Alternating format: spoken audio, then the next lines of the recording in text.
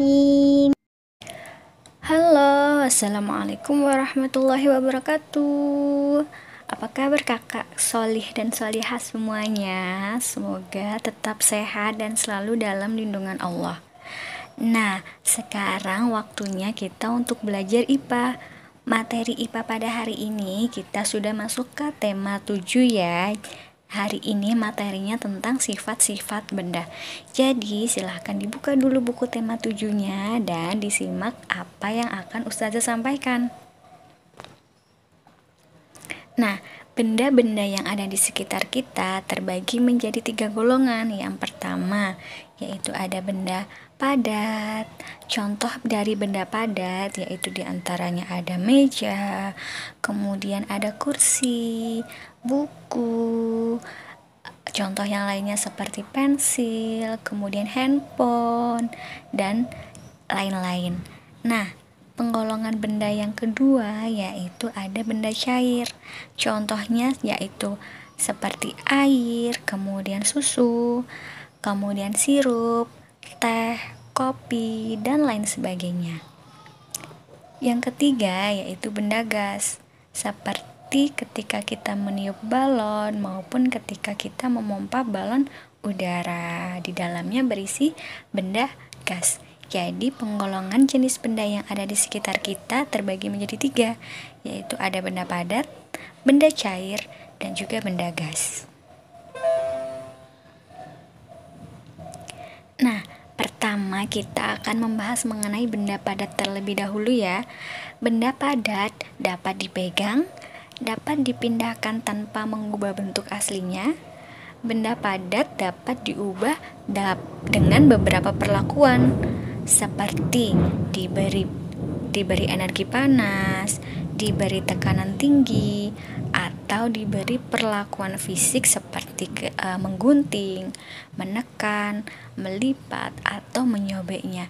Jadi benda padat itu ketika kita pegang atau ketika kita pindahkan itu tidak akan mengubah bentuk aslinya. Seperti apa? Seperti ketika kita memindahkan kursi misalnya. Kursi tersebut ketika kita pegang bentuknya akan tetap seperti kursi. Ketika kita pindahkan bentuknya juga seperti kursi, seperti sebelum kita pindahkan.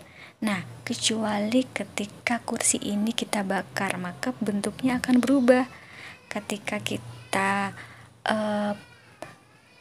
hancurkan misalnya, ketika kita pukul dengan benda yang dapat menghancurkan kursi, maka kursi itu bentuknya akan berubah. Nah, selanjutnya yaitu benda cair. Benda cair itu contohnya adalah air. Air merupakan zat penting dalam kehidupan makhluk hidup yang berwujud cair. Ketika benda cair dipindahkan, maka akan berubah mengikuti wadahnya. Jika wadahnya berlubang, maka benda cair akan mengalir keluar wadahnya melalui lubang tersebut. Air atau benda cair akan mengalir dari tempat tinggi ke tempat yang rendah. Contohnya yaitu air terjun, kemudian sungai. Nah, benda cair juga dapat merambat melalui serat-serat halus dari bahan seperti kain. Benda cair mengisi rongga kecil atau pori-pori bahan tersebut, yaitu kain. Nah, jadi bedanya benda cair itu akan berubah mengikuti wadahnya. Ketika kita pindahkan dari satu wadah ke wadah yang lain, itu adalah benda cair. Bedanya dengan benda padat ketika kita pindahkan dari satu tempat ke tempat yang lain, tidak akan berubah mengikuti bentuk wadahnya. Atau misalnya ketika kita memasukkan pensil ke dalam gelas, maka bentuk pensil tersebut akan tetap pensil dan tidak akan mengikuti bentuk gelas. Nah, kalau benda cair ketika kita masukkan ke dalam gelas, benda cair tersebut akan mengikuti bentuk gelas. Jadi benda cair akan berubah mengikuti bentuk wadahnya. Nah, yang selanjutnya yaitu benda gas. Manusia menghirup gas oksigen dan mengeluarkan gas karbon dioksida. Ketika meniup balon misalnya, balon akan mengembang karena terisi gas yang diperoleh dari tubuh kita. Selain udara, benda gas lainnya yaitu parfum. Jadi contoh benda gas yaitu ada udara dan juga parfum. Ini adalah perbedaan antara benda padat, benda cair, dan juga benda gas.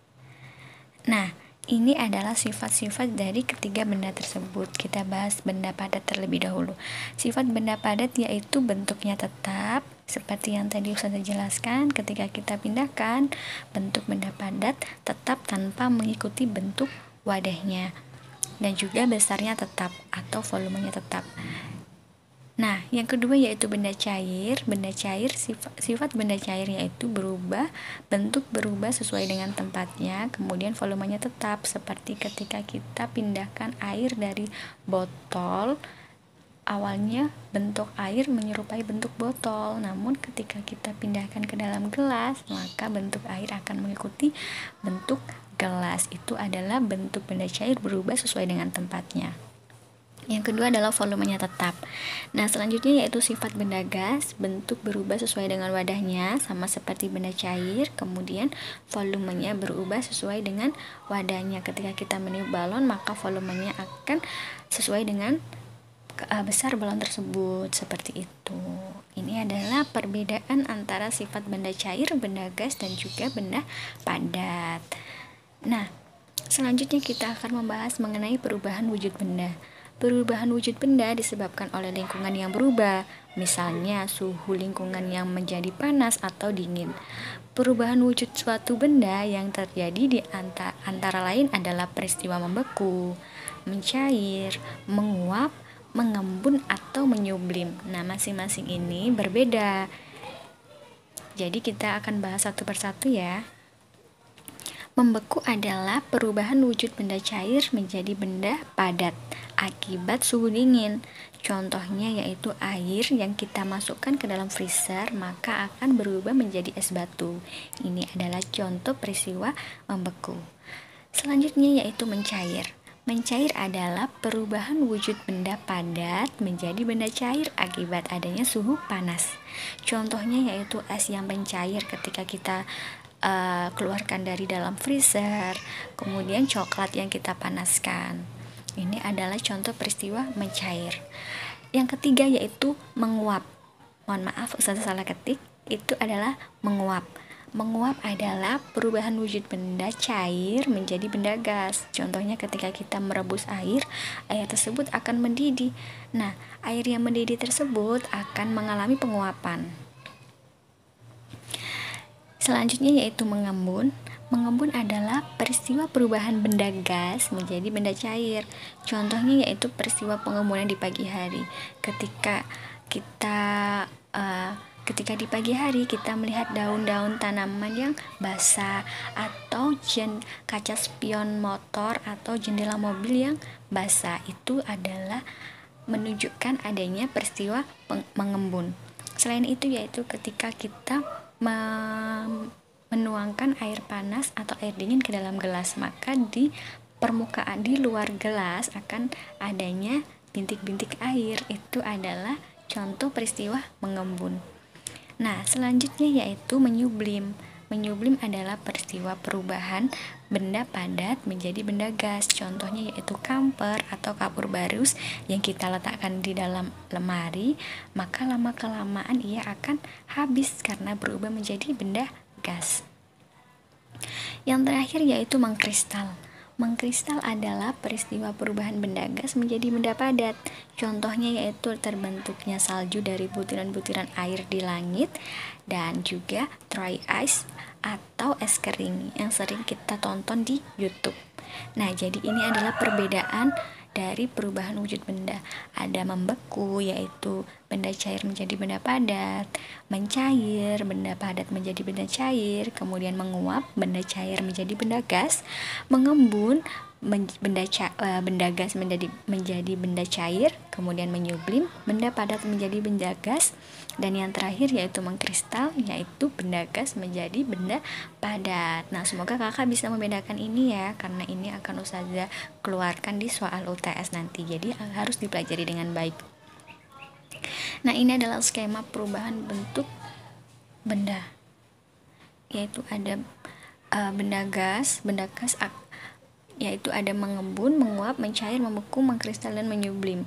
Jadi ini adalah skemanya. Misalnya benda gas mengembun, perhatikan tanda panahnya. Ketika mengembun, benda gas menjadi benda cair. Kemudian ketika menguap, benda cair menjadi benda gas. Selanjutnya yaitu dari cair ke padat. Dari cair ke padat yaitu ada mencair dan membeku. Ketika mencair yaitu benda padat menjadi benda cair.